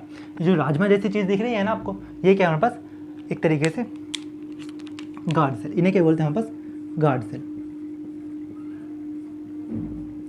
ये जो बीच में छेद सा दिख रहा है, ये चीज़ छेद सा है जो हमारे पास बीच में, इसे क्या बोलते हैं, स्टोमेटल पोर। ठीक है, और जिस गेट की मैं बात कर रहा था ना, वो यही होता है। ये हमारे पास जो गार्ड सेल है, ये क्या हो गए, दरवाजे। और ये क्या हो गया हमारे पास, पोर। ये हो गया वो दरवाजे के बीच में जो हमारे पास, जैसे हम दरवाज़ा खोलते हैं तो जो बीच में गैप बचता है ना, वो चीज़। तो होता क्या है कि जब ये दरवाजे खुले होते हैं तो क्या होता है, इसके अंदर कौन घुस जाता है हमारे पास, CO2, और ऑक्सीजन बाहर आ जाता है, पानी बाहर आ जाता है। और जैसे ये दरवाजे बंद हो जाते हैं तो ना तो CO2 बाहर आ पाता है, ठीक है, सॉरी, ना तो हमारे पास ऑक्सीजन बाहर आ पाता है, पानी बाहर नहीं आ पाता हमारे पास, और ना ही हमारे पास क्या होता है, CO2 अंदर चला जाता है। आई बात समझ। तो होता क्या है कि जैसे हमारे पास ये खुले होते हैं तो इसके अंदर से CO2 अंदर चला जाता है, ऑक्सीजन बाहर आ जाता है। लेकिन जब ये बंद होते हैं तो इसके थ्रू कोई भी गैसेस एक्सचेंज नहीं हो सकता, कोई भी मूवमेंट ऑफ वाटर नहीं हो सकता, कोई भी हमारे पास एक तरीके से ट्रांसपीरेशन नहीं हो सकती अगर ये बंद हो। फिर मैंने क्या बताया आपको इसका स्ट्रक्चर के बारे में, ये जो दरवाजे जैसी चीज़ है इन्हें क्या बोला मैंने, गार्ड सेल। इस चीज़ को मैंने क्या बोला, स्टोमेटल अपर्चर या स्टोमेटल पोर जो बीच में प्रेजेंट होती है, इन्हें क्या बोलते हैं हमारे पास, सबसिडरी सेल। इन्हें क्या बोलते हैं, सबसिडरी सेल। और ये जो मैंने काले रंग के डॉट्स बनाए हैं इन्हें क्या बोलते हैं, क्लोरोप्लास्ट। ठीक है, जो राजमा जैसी चीज़ है गार्ड सेल, जो हमारे पास बीच में छोटा सा छेद दिख रहा है स्टोमेटल पोर। पोर का मतलब छेद, अपर्चर का मतलब भी छेद होता है, तो कई बार इसमें हम स्टोमेटल पोर बोल देते हैं, कई बार स्टोमेटल अपर्चर बोल देते हैं। पोर शब्द ज़्यादा आसान है इसलिए आप स्टोमेटल पोर याद रख सकते हो। ठीक है, जिन्हें थोड़ा सा और ज़्यादा याद रखना है वो स्टोमेटल अपर्चर भी याद रख सकते हैं। इसके अलावा मैंने बताया जो साइड में सेल्स हैं वो कौन से हैं, सबसिडरी सेल्स। फिर मैंने आपको बताया कि यहाँ पर जो हमारे पास गार्ड सेल्स हैं इसके पास जो ये काले डॉट्स हैं वो क्या है हमारे पास, क्लोरोप्लास्ट। आई बात समझ, इतनी याद हुई। अब आगे चलते हैं, अब बात करते हैं कि क्लोरोप्लास्ट क्या है। क्लोरोप्लास्ट क्या है, एक्चुअल में मैंने आपको बताया था कि लीफ के अंदर क्या होता है हमारे पास, वेसल्स होते हैं जिन्हें हम बोलते हैं क्लोरोफिल। क्या बोलते हैं, क्लोरोफिल। ये जो क्लोरोप्लास्ट होते हैं ना, ये इनके अंदर क्या होता है हमारे पास, क्लोरोफिल प्रेजेंट होता है। क्लोरोफिल प्रेजेंट होता है, ठीक है, क्लोरोफिल इसके अंदर हमारे पास प्रेजेंट होता है। तो ये क्या होता है, जैसे ये वेसल है, वेसल्स को आप किसके ऊपर रखते हो, एक स्टैंड होता है ना, ऐसे करके एक स्टैंड होता है जिसके ऊपर आपकी मम्मी बर्तनों को अरेंज करती है, ऐसे करके। कबर्ड के अंदर बोलो, कबर्ड के अंदर एक तरीके से बर्तनों को अरेंज करती है। तो जो आपका क्लोरोप्लास्ट क्या है हमारे पास, क्लोरोप्लास्ट है वो कबर्ड है। क्लोरोप्लास्ट क्या है हमारे पास, कबर्ड है। और उस क्लोरोप्लास्ट के अंदर क्या है, बर्तन लगे हुए हैं, और बर्तन क्या है हमारे पास, क्लोरोफिल। तो क्लोरोप्लास्ट क्या होता है, क्लोरोप्लास्ट के अंदर क्लोरोफिल होता है, ठीक है। और क्लोरोफिल क्या करता है हमारे पास, सनलाइट को एब्जॉर्ब करते हैं। आई बात समझ। तो ये हमारे पास यहाँ पर जो आपको स्ट्रक्चर दिख रहे हैं, ये छोटे छोटे से डॉट्स दिखे हैं, क्लोरोप्लास्ट। क्लोरोप्लास्ट को मैंने क्या बोला, कबर्ड जैसी चीज़ होती है। कबर्ड के अंदर क्या होता है, बर्तन, यानी कि क्लोरोफिल। और क्लोरोफिल क्या करता है हमारे पास, एब्जॉर्ब करता है सनलाइट को। आई बात समझ। क्लोरोप्लास्ट क्या है, क्लोरोप्लास्ट के अंदर क्या होता है हमारे पास, क्लोरोफिल। और क्लोरोफिल क्या करता है हमारे पास, सनलाइट को एब्जॉर्ब करता है। इतनी चीज़ नोट करो, guard cell, stomatal pore, chloroplast, chloroplast के अंदर क्लोरोफिल, और हमारे पास सबसिडरी सेल। ये सब होता है हमारे पास स्टोमेटा का डायग्राम। ये सब क्या होता है हमारे पास, स्टोमेटा का डायग्राम। अब बात करते हैं इसकी ओपनिंग की और इसकी क्लोजिंग की, ठीक है। अभी मैंने आपको बताया ना कि होता क्या है कि जब भी हमारे पास एक तरीके से दरवाज़ा खुला होता है तो इसके थ्रू हमारे पास गैसेस एक्सचेंज भी हो सकता है, CO2 और ऑक्सीजन का एक्सचेंज भी हो सकता है, और ट्रांसपिरेशन भी हो सकती है। लेकिन ये दरवाज़ा जब बंद हो जाएगा तब हमारे पास क्या हो जाएगा, इसके थ्रू कोई भी एक्सचेंज नहीं हो सकता, ना तो गैसेस का, ना ही हमारे पास CO2 का, H2 का, ना ही हमारे पास H2 का, ना ही गैसेस का, ना CO2 का, ना O2 का, ना हमारे पास H2 का। तो अब ये हमारे पास एक तरीके से कोई लिविंग थिंग तो लिविंग थिंग बोला, ये कोई हमारे जैसे इंसान तो है नहीं कि दरवाज़ा को बंद कर दिया, दरवाजे को खोल दिया। ये तो प्लांट्स हैं। तो प्लांट्स में क्या होता है हमारे पास, इस दरवाजे को यानी गार्ड सेल को खोलने वाला मैकेनिज्म क्या होता है, और जो हमारे पास एक तरीके से बंद करने वाला मैकेनिज्म क्या होता है, उसके बारे में हम स्टडी करेंगे कि आखिर ये दरवाज़ा बंद कैसे हो रहा है। हमारे दरवाजे तो हम बंद कर देते हैं, लेकिन ये तो प्लांट है, प्लांट के अंदर ये दरवाजे को बंद करने वाली चीज़ क्या है, जो प्लांट के अंदर दरवाजे हैं इन्हें बंद करने वाली चीज़ हमारे पास क्या है, उसके बारे में हम क्या करेंगे, अब स्टडी करेंगे, ठीक है। कि ये दरवाजे बंद कैसे होते हैं, ये दरवाजे हमारे पास खुलते कैसे हैं, ये गार्ड सेल हमारे पास बंद कैसे होते हैं, ये गार्ड सेल खुलते कैसे हैं। तो नोट कर लो इसे। अब हम क्या करेंगे, ओपनिंग और क्लोजिंग ऑफ स्टोमेटा पढ़ेंगे। क्या पढ़ेंगे हम हमारे पास, ओपनिंग और क्लोजिंग। क्योंकि अगर हमें खाना बनाना है तो खाना में खाने का जो बनाने का सामान है वो लेकर आना पड़ेगा रसोई के अंदर। लेकिन रसोई के अंदर हम लेकर कब आएंगे, जब दरवाजे खुले होंगे। तो कंडीशन क्या है खाना बनने की हमारे पास, कि दरवाजे ओपन होने चाहिए, हमारे पास स्टोमेटा ओपन होने चाहिए। लेकिन ये ओपन कैसे होंगे या क्लोज कैसे होंगे, उसके बारे में हम क्या करेंगे, स्टडी करेंगे, ठीक है। तो अब हम पढ़ते हैं ओपनिंग और क्लोजिंग ऑफ स्टोमेटा। आपकी NCERT में बहुत थोड़ा दे रखा है, लेकिन ओपनिंग और क्लोजिंग, लेकिन एक्चुअल में ना इसके बारे में बहुत डिटेल में पढ़ते हैं आप जब आप क्लास 11th में जाते हैं, ठीक है। क्लास 11th में आप इसे बहुत पढ़ते हैं। हम क्या पढ़ने वाले, ओपनिंग और क्लोजिंग ऑफ स्टोमेटा। क्योंकि देखो हमारी जो किचन के अंदर हमें अगर खाना बनाना है तो ज़रूरत है कि खाना हमारे पास किचन तक पहुंचना चाहिए। पहुंचता किससे, गेट से। ये भी हमारे पास क्या है, गेट से। लेकिन पहुंचने की कंडीशन क्या है कि गेट्स खुले होने चाहिए, गेट से होने चाहिए, हमारे पास खुले होने चाहिए। यहाँ पर भी हमारे पास कंडीशन क्या है कि गेट्स खुले होने चाहिए। लेकिन दिक्कत क्या है कि हमारे केस में तो हम गेट्स को खोलते हैं या बंद करते हैं, इनके केस में हमारे पास गेट्स को खोलने वाला है, बंद करने वाला कौन है, क्योंकि वही चीज़ डिसाइड करेगी कि गेट्स खुले होंगे या बंद होंगे। आई बात समझ। तो यहाँ पर हम पढ़ते हैं ओपनिंग और क्लोजिंग ऑफ स्टोमेटा। और सबसे पहले हम समझते हैं कि ये हमारे पास बंद कैसे होते हैं और खुलते कैसे हैं। ठीक है। और ये मेरे पास क्या हो गया, हमारे पास सब्सिडरी सेल्स। तो मान लो मेरे पास क्या है कि अभी ये स्टोमेटा क्या हमारे पास बंद है, अभी ये हमारे पास क्या है, स्टोमेटा बंद है। अभी ये मेरे पास क्या है, हमारे पास स्टोमेटा बंद है।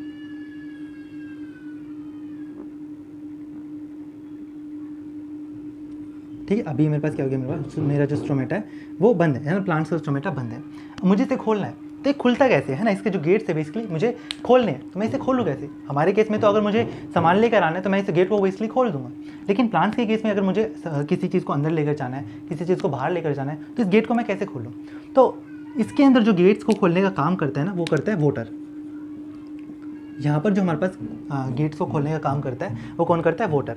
होता क्या है कि जब ये हमारे पास ऐसे करके बिल्कुल बंद होते हैं तो क्या करता है वोटर, इसके अंदर चला जाता है। वोटर क्या कर जाता है, इसके अंदर चला जाता है, और वोटर जिसके भी अंदर जाता है उसे स्वेल कर देते हैं, है ना। जैसे आपने किशमिश को देखा होगा, किशमिश को पानी में डाल दो वो क्या हो जाएगी, स्वेल।